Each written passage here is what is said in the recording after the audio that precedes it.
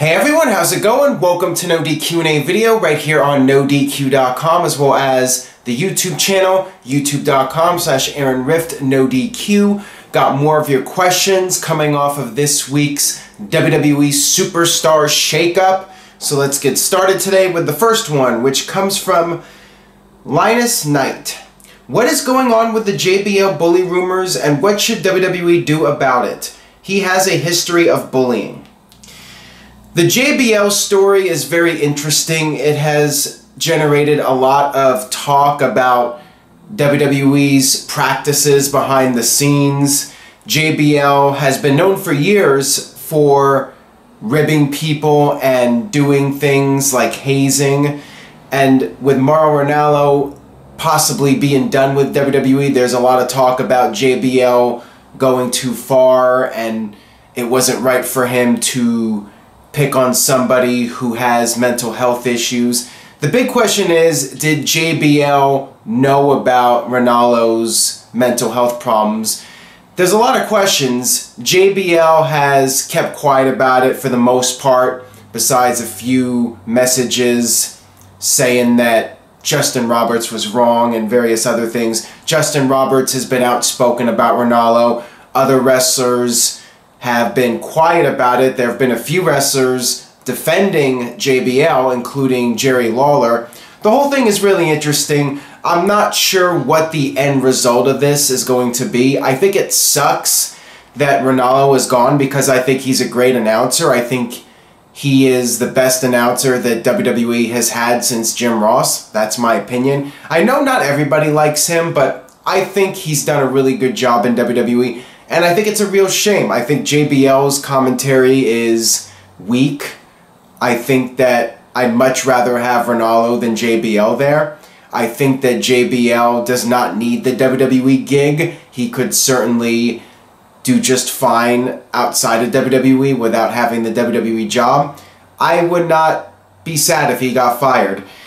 I think he's not very good at his job, and I think that even though in the past guys have gone away with hazing and bullying and all that sort of stuff, I think JBL needs to just step away. That's my opinion on it. I think that he went too far. Whatever he did to Mauro Ranallo, I think it crossed the line, and I think that guys need to be more respectful of each other, especially if WWE is going to go in this direction where they're going to be very PR and they're going to be doing the Be a Star campaign.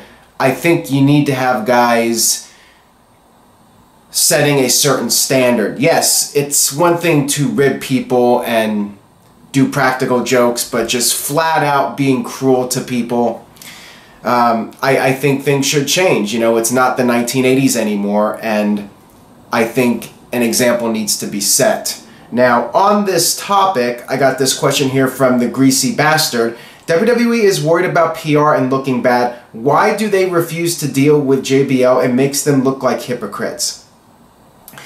I think first and foremost, WWE is hoping this thing will just go away over time. You look at what happened with Paige and that whole scandal, and already that has died down. People are not really talking about it. I think WWE is hoping the same thing happens here. A few weeks go by and then fans will move on to the next thing to be outraged about. I think that's what WWE is counting on, that this will just go away, that it will not continue to blow up and generate more publicity and more headlines.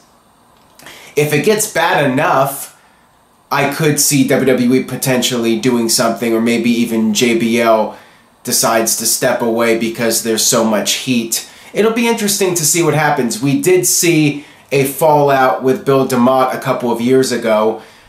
I would not rule out the possibility of there being some sort of consequences for the things that JBL has done over the years, and then with Mauro Ranallo. But the fact is, it starts at the top, and if the guy running the company, aka Vince McMahon, is a bully himself, then these other guys are going to feel like they can get away with it. Somebody like JBL can feel that if Vince is doing it, he can do it, and he's not going to get punished. You look at Vince. Look at what he did with the mockery of Jim Ross having Bell's palsy. even a couple of years ago, after Jim Ross was no longer on television doing commentary.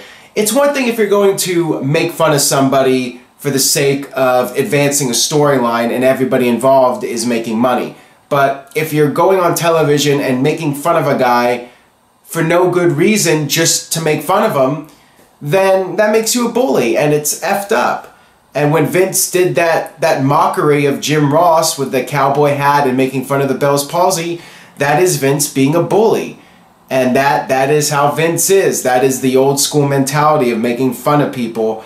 And times have changed. Now, I am definitely somebody who feels that society as a whole has maybe gone a little too soft. But on the other hand, you need to have some respect for others. And in wrestling, I understand making fun of people if you're trying to draw money. But if you're making fun of somebody just for the sake of it, just to, you know, play a bad guy or rib them or whatever, you know, I think that's just BS, and that's just being a prick. And in my opinion, there's no excuse, you know. If you're an a-hole, you're an a-hole. And people should be nicer to each other.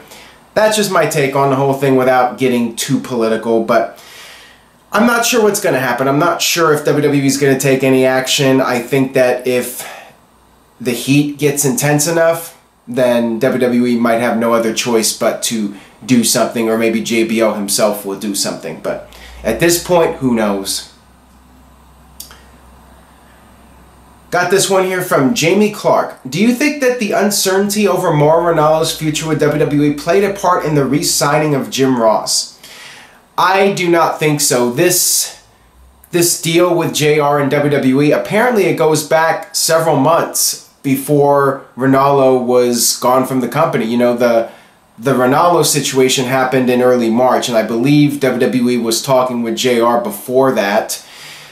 I think that Jim Ross is being brought back to keep him in good graces with WWE and prevent JR from doing a lot of other competition. I think that Jim Ross working with WWE is more about that and less about bringing him back to do announcing again. WWE's got a full plate when it comes to announcers. They got 3 guys on Raw, 3 guys on SmackDown. They got other people they can use. And let's face it about Ranallo. I feel like even before Ranallo disappeared from television, WWE was looking to phase him out in place of Tom Phillips. I think WWE's eventual goal was to have Phillips be the lead announcer for SmackDown. I mean, why else would WWE have 4 people out there doing commentary? You know, it seemed to me like they were trying to get Tom Phillips ready for that top spot as the lead play-by-play commentator for SmackDown Live. That's how I feel about it, at least.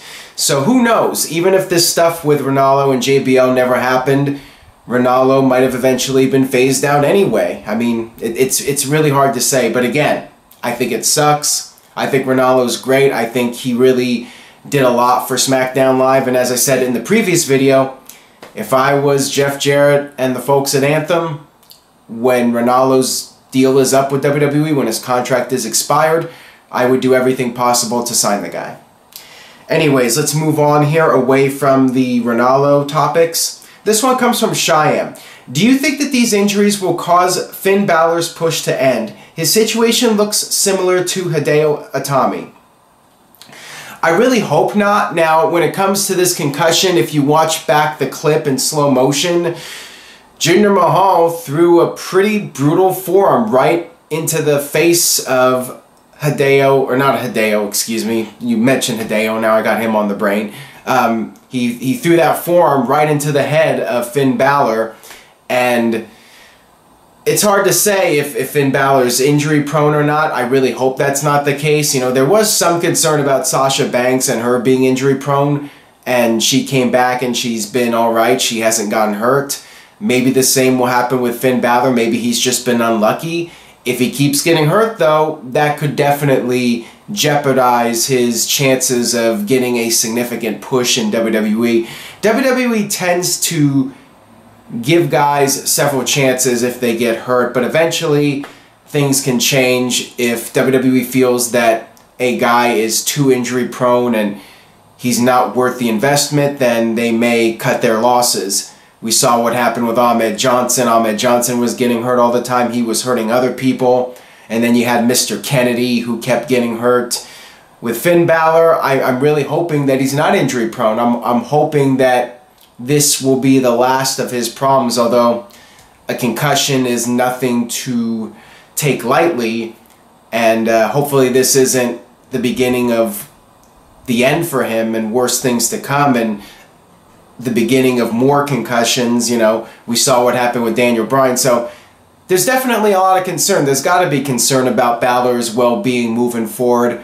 Hopefully when he comes back, things will be normal from that point forward and there won't be any more recurring injuries. One can only hope. This one comes from Nick. Has AJ Styles been demoted? Why is he going for the US title? Does that mean Bray Wyatt will win at Payback? Not necessarily on both parts of your question. I think that AJ is getting involved with Kevin Owens for the time being. Keep in mind, there's still a lot of time until the next SmackDown pay-per-view. We have Payback, which is coming up in a few weeks, and then towards the end of May, we have the Backlash pay-per-view. WWE could very easily do this Kevin Owens AJ Styles match right after Payback and then set up AJ versus Randy Orton. I could see that happening. I would not say that AJ's being demoted. If anything, I think the US title is being elevated in this situation, and AJ is always going to be in some sort of a big feud. I do not see it as a negative, AJ Styles going for the US title. If anything, I like the idea of two world-class athletes fighting for the IC title and giving the title some credibility. To me, it's a positive. This one comes from German Cesaro. Did you expect Nakamura being so over with the casual crowd? Not really. Nakamura really has this presence to him.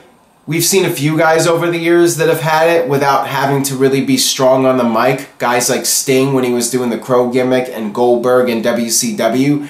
With Nakamura, he just has that charisma that he can go out there and get a reaction from people, just being great in the ring and really just doing his entrance. You know, his entrance is so cool that people fall in love with the guy just based off of his entrance.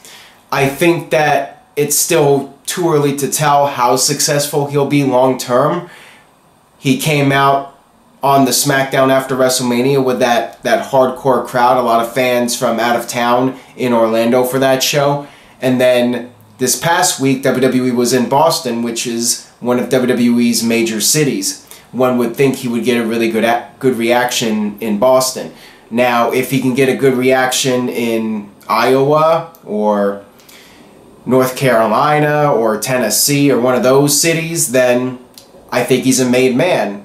And I think that based off of the reaction so far, you know, first impressions are everything. And I think with the casual viewers seeing this guy and the reaction from the crowd, I think he's going to succeed very, very strongly in WWE. I think that unless they book him really poorly, he will be the exception to the rule in WWE where a guy who doesn't cut promos is a top superstar. We don't see it happen very often because WWE likes to have these guys be well-rounded and be able to talk and be entertainers and all that stuff. And I think Nakamura just going out there and doing his thing, if he's allowed to do that, I think he will succeed in WWE and be a major star. Got this one here from Dave Lesnar. Why does it feel like anybody can be WWE champion these days, whereas 10-15 years ago Kevin Owens would never be champion? Well, for one thing, we have two brands, and because of that there are two world titles, and there are more opportunities for guys that are not top-level superstars to be champion. Also, we are in an era where there is no Steve Austin or Rock or Hulk Hogan. The closest thing we have is Roman Reigns, and WWE's keeping the title off of him because there's been so much negative reactions from fans. Otherwise, I think Reigns would be champion right now, and John Cena's been champion many times, but because of the brand extension, the door has opened for other guys to step in and become champion. Now, I do feel the titles have been watered down with guys like Jack Swagger becoming champion. As far as Kevin Owens goes, I think he can be very credible as a world champion if booked properly. I think the problem was when he was Universal Champion, he was booked very poorly. He was booked like a mid-carder holding the Universal title. And as far as I'm concerned, Kevin Owens is a world-class athlete, and he's one of the best. And I think if you just let him go out there and do his thing, he can add credibility and he can be a world champion caliber performer. Got this one here from Keith. What are your thoughts on the WWE's women's tournament this summer? Worked well for the cruiserweights. How about a tag team open? I'm guessing eventually we will get some sort of tag team tournament. I'm thinking WWE will look at every possible division and just do one thing at a time. This year they're focusing on the women's tournament. Last year they were doing the cruiserweight tournament. I like the idea. It changes things up. It opens the door to bring in more women talent and put more of an emphasis on women's wrestling. I definitely see it as a positive. I'm hoping we will see women like Candice LeRae in this tournament and some of the other women that have been getting very rave reviews on the indie scene getting a chance to shine. So if it results in these women getting opportunities, then I definitely see it as a positive, and I think WWE should keep doing it. It gives fans something different to look forward to every year. Got this one here from Larby. Is Lana taking the Emelina character that she failed to do? That very well could be the case. I know that WWE wanted Emma to do this Emelina character, and according to reports, Emma was not able to perform the character the way WWE wanted it done. And it could be that WWE auditioned Lana for the role and she did very well. Now, what's interesting is, will Lana continue to be associated with Rusev? They're still going to be on the same brand, but is WWE going to take Lana in a different direction and try to make her this new Sable? I mean, apparently that was the idea with Emelina, to create this Sable-like character for Emelina, but that did not work out, and WWE still wants to make Lana this huge mainstream superstar that can do the movies and all the public appearances. So we'll see. I mean, it very well could be the case that that's what WWE is trying to do with her, give her the role that was originally intended for Emma. And I got this one here on the topic of Lana from Andy. Do you think it will matter how Lana performs in the ring, considering how over she is with fans anyway?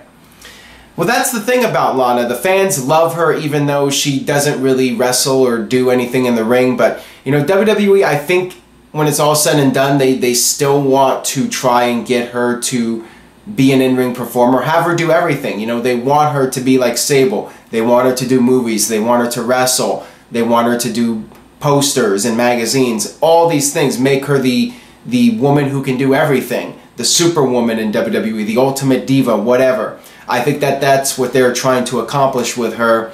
And I think the fans will accept it, you know, definitely more than they were accepting Eva Marie. They definitely were not into Eva Marie. With Lana, I think the fans like her a lot more, and I think that fans see her as more talented than Eva Marie, even though Lana has very little in-ring experience. I just think the fans like her personality more and just like her a lot more than they did Eva Marie. The fans always resented Eva Marie, and with Lana, the fans have taken a liking to her since the beginning. So I think she's got a shot to do well.